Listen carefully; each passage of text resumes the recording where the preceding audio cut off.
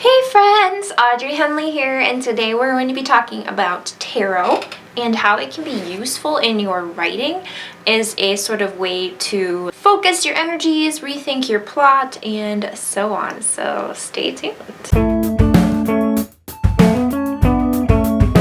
I've been wanting to do a video on tarot and writing for quite a while, and I need to thank Marisa Mohi for first I guess being one of the first authortubers to make a video about tarot and writing. So thank you, Marisa, for kind of inspiring me to go ahead and make my own video.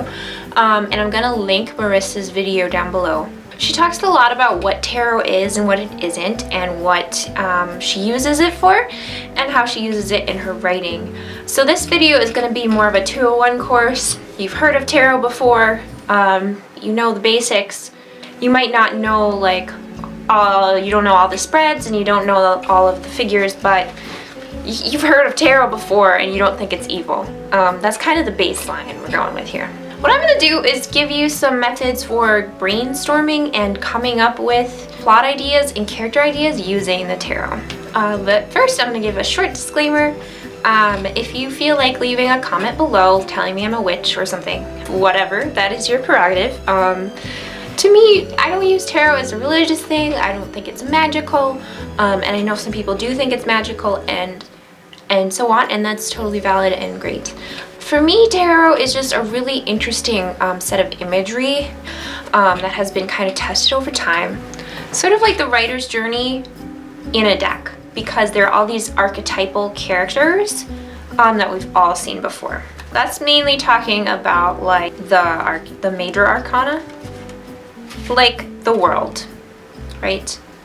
So we've all have connotations with the world and what it means, earthly things.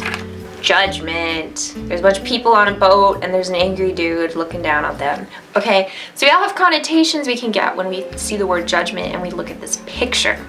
So that's what tarot is all about. It's about archetypes, patterns throughout history, things like that, and pick a card out of your deck randomly and you say, what does this have to do with me? Well, the act of laying out cards, you know, semi-randomly, it makes you rethink your life, and your brain will subconsciously think of patterns, and it's going to rush to fill in what it means, and that's actually very helpful for you. So when I do my own tarot readings, I'm like asking the deck a question like, what do I need to do to be more productive in writing? It's always like, you know, I get cards that I'm like, okay, universe, I get it. It always gives me something that I already knew. So that's one thing about tarot, is it gives you patterns and you'll be able to recognize them very quickly. I'm gonna show you the tarot and what it's all about. First things first, I'm gonna show you my decks. So I'm going to do this just to show you that there are different kinds of tarot decks. You can purchase these online. You can also purchase them at a metaphysical shop near you, or certain bookstores will have them. I know when I went to Powell's in Portland, they had a whole bunch of tarot decks, so it really depends on the bookstore. But the first deck I have, this big fat deck with this ugly check mark on the back. They're huge, like the size of your hand. It's the Rider-Waite tarot deck.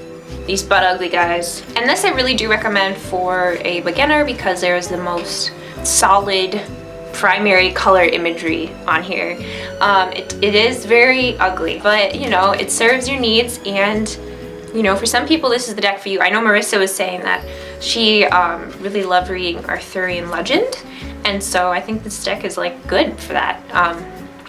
And so yeah, if you were writing like fantasy set in like medieval England, this is probably the deck for you, honestly, because the imagery will look familiar. But if you are writing more of like a metaphysical, modern, paranormal fantasy, you might want to look at this deck, which is the Star Child deck. And I got this from a friend, and she told me that the deck didn't really didn't feel a lot for her. Like, she didn't get any vibes from it. The imagery wasn't strong enough. And so I get where she's coming from, because this imagery is very beautiful and smooth and photoshopped. How, you know, helpful is it really? I find it very helpful because it's very simple and I can focus on the colors and like just the meaning. And it's just very pretty to look at. So here's Temperance. Very, very pretty. If you have like, I guess, a sci-fi story, something like this might fit a little better for you. So just to show you how different decks can be, I'm going to show you the same card from 2 different decks. Could you get any different, guys? Like, wow. These are the Lovers, and I'll bring them up close so you can see them. And try to not get that glare. So the Lovers are what you think of Lovers. It's like a couple. So this one I read is a lot more modern. Looks like maybe a queer couple or like just, I don't know. They just look like more modern people, whereas this doesn't do it for me, guys. It's like marriage and like you're stuck together now. Have fun. And this looks like 2 loving people and they have cute little pets, which is a bonus. So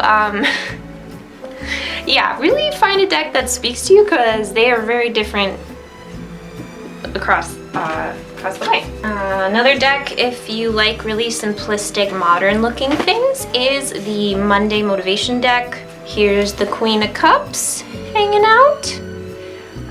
Queen of Cups is my favorite card in the deck because it's really representative of me, an over-emotional, sensitive person who can't stop feeling things. So that's Queen of Cups for you, and in this deck, just kind of a cool lady chilling on an iceberg, drinking wine. That's me.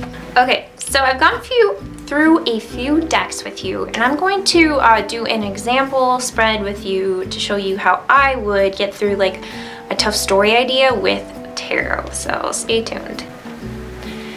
Hey friends, Audrey here. So I'm going to try this spread here on this table. It's kind of hard to film spreads, I'm finding, but hopefully you can see everything. Let's give it a shot. So I'm going to use the Monday Motivation deck for this one, and let's just say I want a plot idea because I'm stuck and don't have any plot ideas, and we shuffle the deck better than I'm doing right now. I'm really bad at shuffling. I'm just gonna do a past, present, future spread.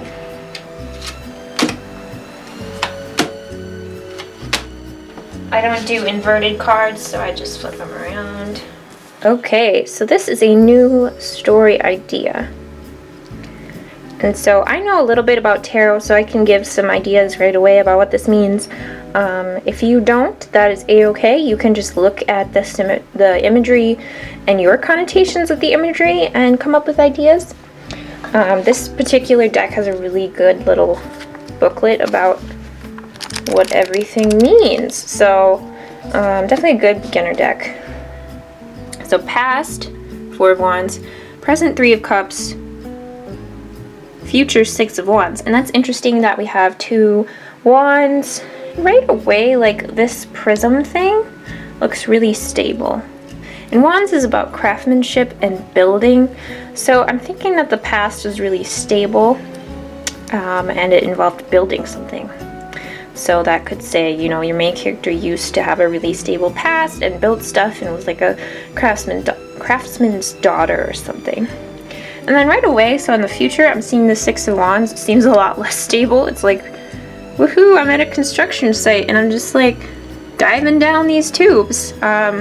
So the future is like, couldn't be more different from the past. I mean, it's still the same suit, it's Wands, but I guess building at a faster pace, a little more abandoned. 3 of Cups. In other decks, like it's usually 3 people like toasting, which kind of shows. So some sort of partnership in the present. So like the main plot of the book is going to be about a partnership, which fits a lot with the Wands, with like the building and stuff like that. So I see this as like the main part of the book is going to be about a relationship, probably between 3 people, but some sort of business relationship probably. So yeah, that's how I see that deck, that spread.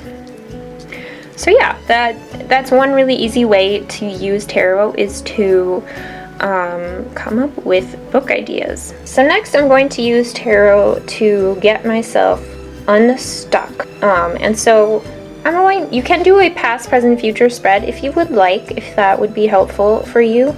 But in this instance, I think I'm going to ask the deck questions, and I'll show you what that means. Think of things that you need to know about a character. Yesterday I got pretty stuck in a spot where I kind of skipped over a chapter, and so I need to go from like one moment to like the end of the book, and I really skipped the chapter that got them there. So I'm like, I don't know how I get there, guys. So, alright, let's ask the deck just like, what does that chapter need to consist of? Let's see here. Justice. Oh, interesting. Okay. So like the scales need to become even. That makes sense, actually. My character, it's very near the climax, so I can't tell you a lot, but like everyone is meeting and all the things have been revealed, so it's got to be all about justice. Next, what should I ask? What should my main character do in the chapter between that I'm trying to write? Wheel of Fortune. I kind of read that as like taking a wild chance, like betting on something, which kind of works. Like, I think my main character, I don't know, she really needs to finally get out of her shell and try something new. So, cool. I like that. Let's ask it one more question. What should the setting for it be? Like a physical setting. 7 of Swords. Okay, 7 is usually like we think of as a positive number, but swords is like fighting. So it's sort of like a battlefield. That makes sense to me. Okay, so yeah, that kind of helps me spark some ideas and think about things. You don't have to take this as an absolute. Like, this isn't, I don't know, outlining, but I really enjoyed that. Okay, one more cool way you can use tarot that I wanted to show you is to create spreads that represent your plot and your characters, and you can make up the spread. So let's say you have a really bossy character and they just like being in control. So Queen of Swords, that'll work. So let's just say that represents our main character. She's pretty stabby. She's got a little jaguar there too. And, ooh, Queen of Wands. Let's say this is the antagonist. So the Queen of Wands is super, I kind of see her as like being that popular girl in high school who looks cute and gets all the boys. So we'll have Queen of Wands over there. And so those are our 2 main characters. So we have the protagonist and the antagonist. And then you can pick a card that you think best represents like their strife. Let's just put the Lovers and say they start to fall in love with each other, because I like books like that. And then you could put like their journey to fall in love. Maybe like they have to open their hearts and stuff. And their hearts need to grow like a crystal. They need to become a little more aware of their place in the universe. And so this is just a sample spread that I made really quickly. But you can see how you can sort of take all these visual things and like visualize your novel in a really cool way with these archetypal cards. Open a deck, take a look at all the cards, and pick one that really speaks to you as the main character. So we did that here, and we picked Queen of Swords. And I'm using the book from another deck, but that's fine. So let's go to Queen of Swords and read what it says, because we've decided like that's our character. So Queen of Swords. Brains over beauty. The Queen of Swords values intellect above all else. She has no problem telling it like it is with class and sass. So you can see how this little description here could give you some really cool ideas about your characters. And you can do this not just your main character, but all of them. Pick a card that speaks to you visually, and then read in the little booklet some character description and just think about it. It'll also tell you how cards relate to other cards, so that's interesting. And you can also see like, what are the other cards in this suit? Like, what is the King of Swords like? And if certain characters are in the same suit, you can think about that and why they're similar or different. So if someone's in the swords, category. They probably value intellect over all else. And then maybe their best friends is in the wands category, so they're more of like a Gryffindor, if you will, rather than a Ravenclaw. So yeah. Hey everyone, thank you so much for joining me as I showed you some things to do with tarot. I just really wanted to go through some actual cards with you and just get a sense of tarot and why it's cool.